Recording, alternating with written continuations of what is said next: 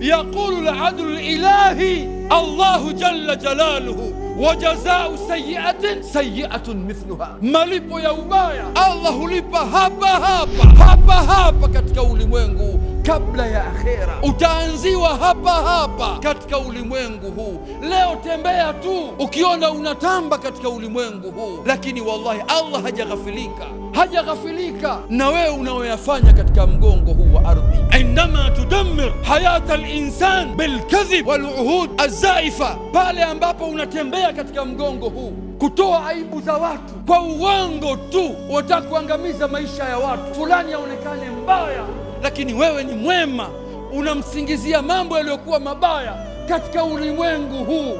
Unazungumza maneno ya uongo, waluhud azaifa, ahadi za uongo unazo. Wasanaatun amal la tanwi alwafaa biha, bali unatengeneza mipango kuongea na mtu, mipango ambayo unampa mtu matarajio, unampa mtu matumaini, lakini ndani ya nafsi yako mwenyewe unasema sitekelezi hata moja katika haya. Wallahi wa billahi, in hadha alhaqu lan yudhi'a inda Allah, hayawezi yakapotea haya mbele ya Allah hata siku moja, haiwezekani. Qad yuhlimuka Allah za kupa muda tu wa muda, walakin la yuhmal, lakini hatokuacha. Kwa nini? Mwenyewe amesema fala tahsabanna Allah ghafilan amma ya'malu dhalimun, Allah hajaghafilika kwa yale wanayoyafanya madhalimu katika mgongo wa ardhi.